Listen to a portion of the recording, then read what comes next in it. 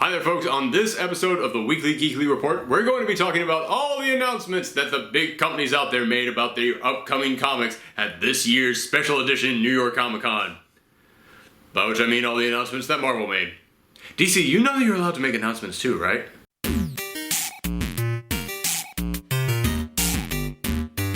Hi there folks, it's me, Aaron, Professor Dorky, your guide to all things geeky, and that opening bit took way more takes than it should have.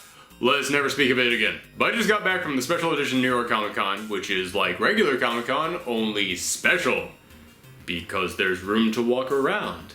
And I shot a lot of footage while I was there, so expect to see a lot of videos all about that coming up over the next few weeks. I think they're going to be a lot of fun. Hope you guys enjoy them. But for now, this is the Weekly Geekly Report, where I share with you news and information from the world of geekery every single week. And, as I said, Marvel never disappoints at these conventions. They always have a big announcement lined up. And sure enough, they finally gave us a glimpse at what is coming after Secret Wars of this new Marvel Universe. The all-new, all-different Marvel Universe. Before the con even began, before it even started, they revealed 2 teaser images that we're going to get to in just a moment. But before we get into that, let's talk about the quick piece of news that everyone is talking about. We all knew Brian Michael Bendis was leading the X-Men books, but what was he going to be going into? Well, it's finally revealed he is going to be the new writer on Iron Man, which, Brian Michael Bendis always brings a huge fan base with him, and also anybody buys whatever book comes out from him. Any book that he is working on, Marvel makes sure to promote the crap out of. And Iron Man has struggled to sell for so long, which is weird. He's like the star of their entire cinematic universe. You would think that his books would just be dynamite, but they have done everything they can think of to that dude to try and make his books sell. They've made him a cosmic space baby. They've made him evil. They've made Karen Gillian write him. But nothing has worked, so they smashed open their break glass in case of low sales case. And Bendis just jumped right out of it. And I am excited, hesitant about it. Because on the one hand, yes, Bendis always has ideas. He certainly has ideas whenever he starts a book. That dude never goes into something unless he goes, okay, I'm going to change everything. And maybe Iron Man could use that right now. I mean, when he took on the Avengers, he decided to make them a bunch of street-level guys living in Iron Fist's apartment. I'm still bitter about that. I'm sure we all remember what he did to the X-Men. He constantly changed stuff on that book. Cyclops was maybe evil, maybe good. The past X-Men were now in the present and their powers were totally changed. This is a dude who, when he starts a project, he has big ideas. And applaud to you on that. However, I've seen him try and write a bunch of high-tech stories before. He's not that good at it. So I'm cautious about, maybe he's going to do his homework. I mean, that is a guy who he will sit down and he will do his homework when he has to. And the big idea that he proposed is that this new suit of his, this new Iron Man suit, it's every suit. It can transform into every single one of his suits. And that's actually kind of a cool idea. I gotta give it to you, that was not bad, and I love the design of it, because that actually suits it. That design has tons of folds in it, so you can just see that thing just flipping around, just transforming into whatever suit it needs to be. So, alright, cool, you're off to a good start. And I'll also say this about Bendis, he does write some really great stuff until he runs out of story. It always seems to me like whenever Bendis goes into something, he's always like, alright, here's my pitch, here's the story, and he runs with that until it gets to that point where the story can't progress any further, otherwise it would end, or he just runs out of the story they wrote, and then he's just like, well, now what do I do? Because if you look at every story that he's ever written, it kind of goes in that pattern. It kind of goes with, okay, here's all the things that's happening, it's really interesting, things are building up, the tension is rising, and now everybody's just kind of hanging around, chilling, just hanging out, just talking. Alright, cool. Oh, hey, there's something over there that we should beat up. Alright, cool. Alright, and then we just go back to the couch and just chill. Alright. Maybe we'll be evil for a week, I don't know. And the other thing that we learned about this new Iron Man was that it is indeed 100% the Tony Stark that we all know. Which, I don't know how I feel about that because, listen, I love Tony Stark. He's a great character. But, as I'll explain in a moment, I was kind of looking forward to the idea of a couple of these characters just moving on. And just going their own way and making the way for a new generation. And I thought that's what they were going to do with Iron Man, because we've gotten some previews of this new Iron Man, and we have yet to see that faceplate go up, we've yet to see who's inside of it. So it really seemed like Marvel was trying to hide it. and I was looking for it. Like, I was thinking in my head, oh shoot, who could this new Iron Man be? My money was going to be on Amadeus Cho. I thought that would have been awesome if he was the new Iron Man.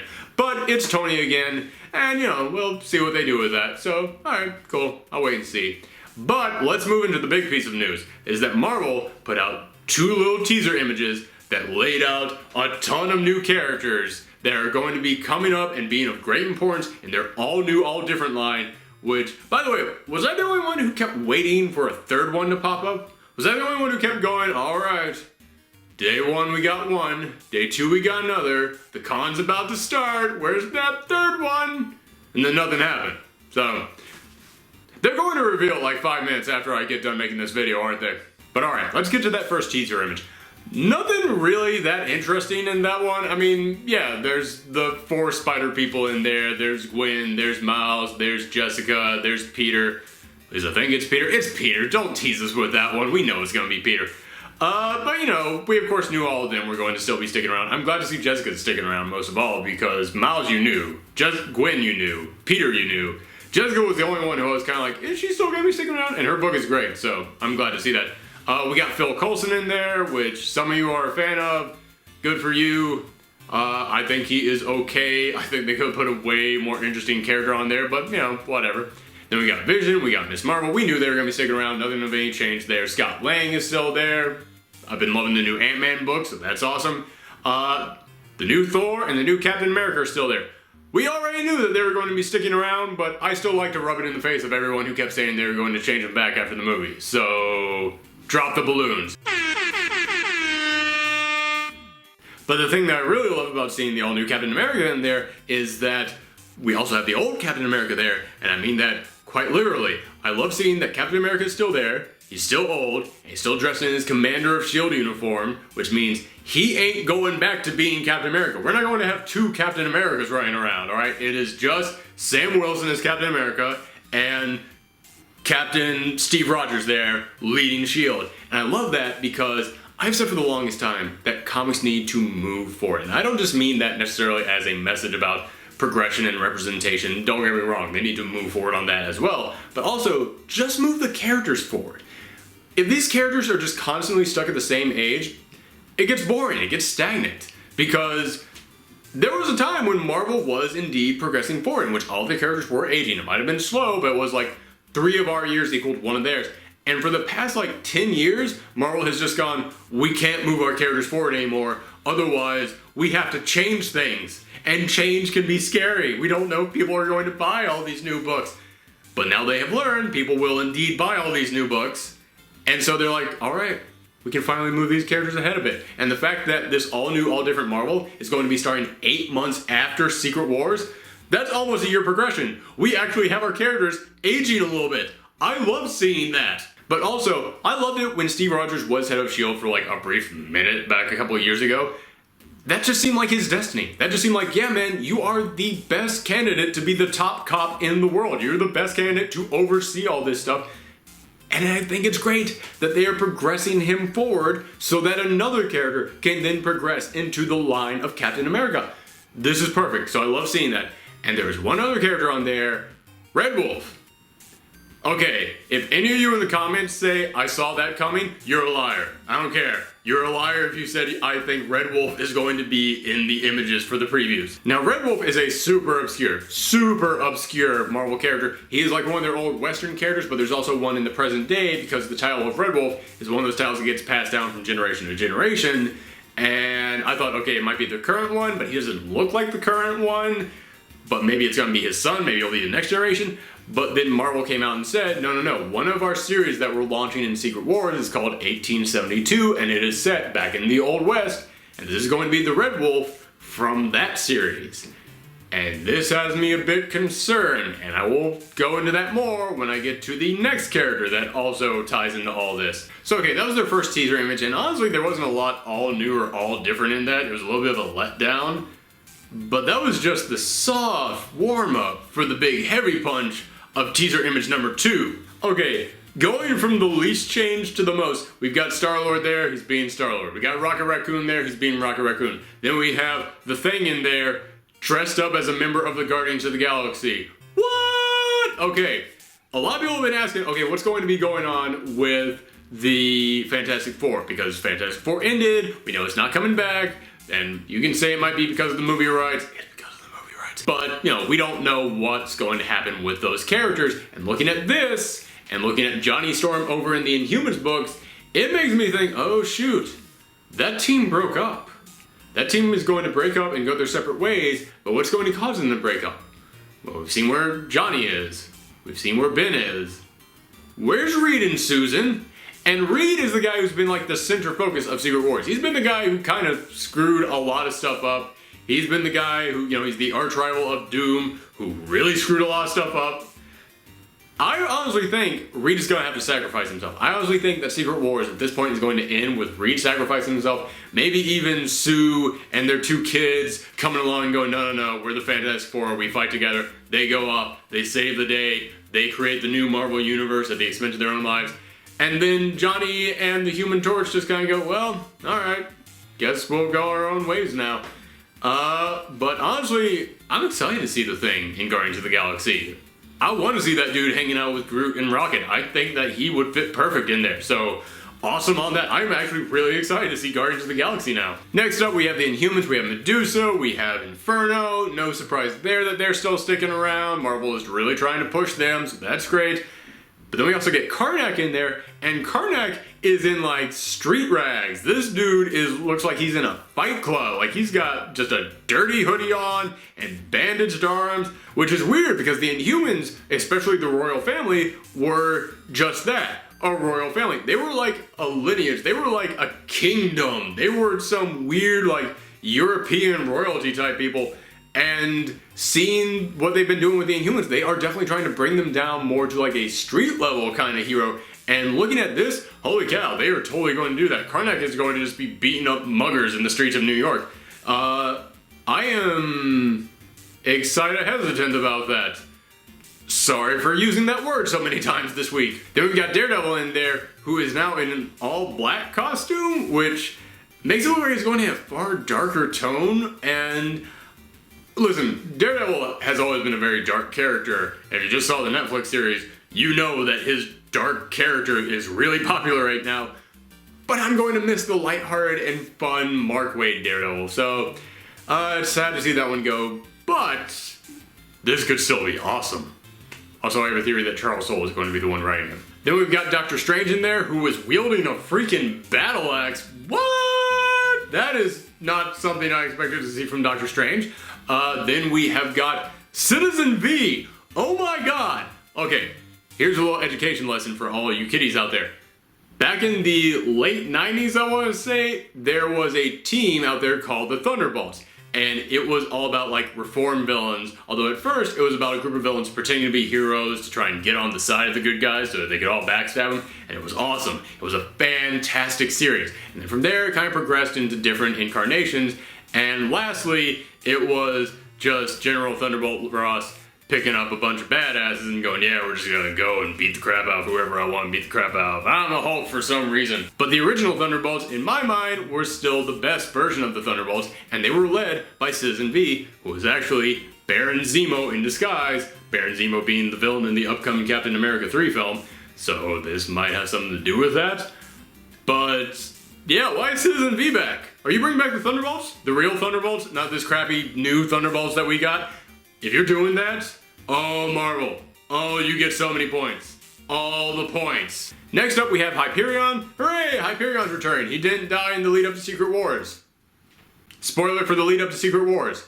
But Hyperion is there, and so is another member of his old Squadron Supreme team, Dr. Spectrum.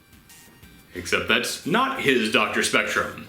This is the Dr. Spectrum that was part of the Great Society, which if you were reading New Avengers, was this superhero team that was meant to basically be the Justice League from an alternate world that the New Avengers had to fight to the death to save their own planet.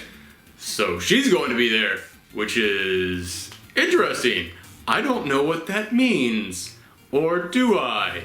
Keep watching. Why am I talking like this? Okay, almost done. Next up is the new Wolverine, who Marvel did confirm is going to be X-23. This is great to see X-23 becoming the new Wolverine for multiple reasons. One, and this is probably an unpopular opinion, so I'm sorry everybody out there, I like X-23. I do. I really like her. She is a great character. But the name X-23 is dumb. I'm sorry. X-23 is not a superhero name. It is a placeholder name. It is a name that when you're going, alright, what is the name that we should give this new character? I just write down the script X-23 and then we'll create a new one later. And the script accidentally goes out to print and you're like, oh crap, I guess she's called X-23 now. So A, her name is going to be finally changed to a superhero name, and that's awesome. But also, she's never really had a costume before. They've tried giving her superhero costumes before, and they never look that good. Typically, her costume is just black. I'm dressed all in black. The end of costume. This new costume actually looks really good on her. I do wish that they had gone with the yellow and brown, or I'm sorry, the orange and brown version of the Wolverine costume for her, rather than the yellow and blue. I think that would look better, but I still think this yellow and blue looks good on her. So cool, I'm excited to see that. But here's the other really important thing about this new Wolverine. When Sam Wilson became Captain America, I saw all this outrage on the internet of all these angry nerds coming up and saying, oh, this isn't going to last. They're just doing this for publicity. They're just going to change it back after the movie comes out. And then when Thor became a woman, those same angry nerds came out and said, oh, this isn't going to last. See everything that I just said about Captain America. And then guess what? The movie came out, and they didn't change them back. And now we see who these characters are going to be after the relaunch. And they're not changing it back. Marvel has been saying for a while now that more representation and trying to progress their characters to make a better representation of the rest of the world. They've been saying that that has been a priority of theirs for a while now. And the fact that they're not changing these characters back, it looks like they're putting their money where their mouth is, but I could still see Captain America and Thor both coming back, Steve Rogers and the old Thor both coming back at some point and saying, alright, yeah, it's our time. Yeah, we all were waiting for this, we're coming back, alright, yeah, we're the heroes again. But the fact that they're also changing Wolverine into a woman, I can't see 3 characters coming back all at once. I cannot see an event where all 3 of those characters come back and look at the next generation of heroes and go, yeah, we're moving backwards with all 3 of us. One of these at least is going to stick, if not all 3 of them. Like the fact that Wolverine is now becoming Laura, that to me says that Marvel is actually like, no, we were serious when we said that we are progressing our universe forward. And we have also gotten word that there will be a new Hulk. And listen, I really want Amadeus Cho to be Iron Man, but the rumor going around the internet is that Amadeus Cho is the Hulk, which I'm not really a fan of that idea, but it would add a new person of color to their universe. So, okay, cool. I'm down with this. It really does look like Marvel is serious about this. But okay, last one, Old Man Logan is there. And this is what I was talking about with Red Wolf. Marvel said that they're going to take pieces of Secret Wars, pieces of all those alternate universes, and they're going to keep them going on after Secret Wars is over. Like they already announced that the Maestro, the evil Hulk from the future, is going to be sticking around. So here's the thing about this. This means 2 possible things. One, it means they're going to take these characters and merge them all into one shared universe. Do not do that. And I will tell you why that's a bad idea. Old Man Logan is grizzled and angry and depressed because of the world that he lives in and because of all the characters that he knew and loved have died. If you suddenly put him in a world that is nothing like the world he came from, where it's all peaceful and happy again, and all those characters that he loved are alive again, what's the point of Old Man Logan? Or what about Spider-Gwen? Part of her origin story is that her Peter died, and part of Peter Parker's story in our universe is that his Gwen Stacy died. You bring them into the same universe? Either you merge their realities and you merge their timelines, in which case neither of them really has any connection to each other anymore because they have a 10-year age gap, or you have both of them looking at each other like, oh, so there's an alternate reality of you running around at all times. This is weird, which I don't really want to read either of those stories. And let's think about that idea where they don't merge the timelines. Just look at Miles. If they don't merge Miles' past in with the natural universe and have like his history combined with Peter's history of this universe in some way, and instead Miles is just picked up from the Ultimate Universe and dropped into this new Marvel Universe, that means that he is no longer that character that you love. He is no longer that fun, upbeat, like very real version of a character that you all came to know and love. That now means that he is the last survivor of a doomed universe and everyone that he ever knew is gone. That is not the character that you fell in love with and not the character you want to read. So, Marvel, yes, bring Miles into the regular universe and merge the realities in a natural way so that their timelines sync up just fine. But with all these other characters, this is what you do.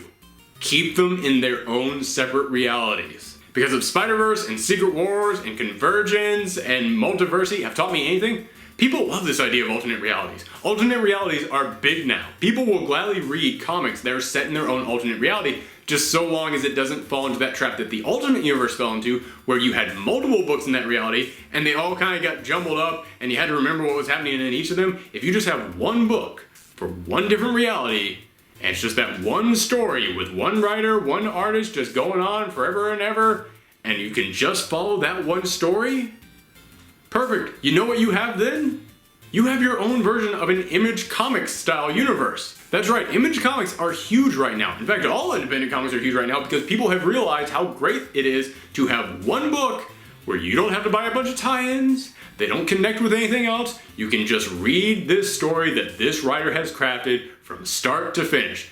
So with Old Man Logan, you take a writer, give him Old Man Logan, and say, you're going to write the story of Old Man Logan in his universe. It doesn't connect with anything, it is just Old Man Logan's story in that universe. That could be a great book. And honestly, that goes for any alternate reality out there, and that's what I want to ask you guys this week. As always, I have a question for you guys at the end of each of my videos. So in this video, which alternate reality from Marvel would you like to see turn into its own book? And, that's right, I have two questions this week. Which of these characters on these teaser images are you most excited to read about? Leave an answer to either of those questions down in the comments below. Also, if you like this video, hit that subscribe, hit that thumb up, leave a comment, share it all over the web. I love it whenever I see anybody do any of those things.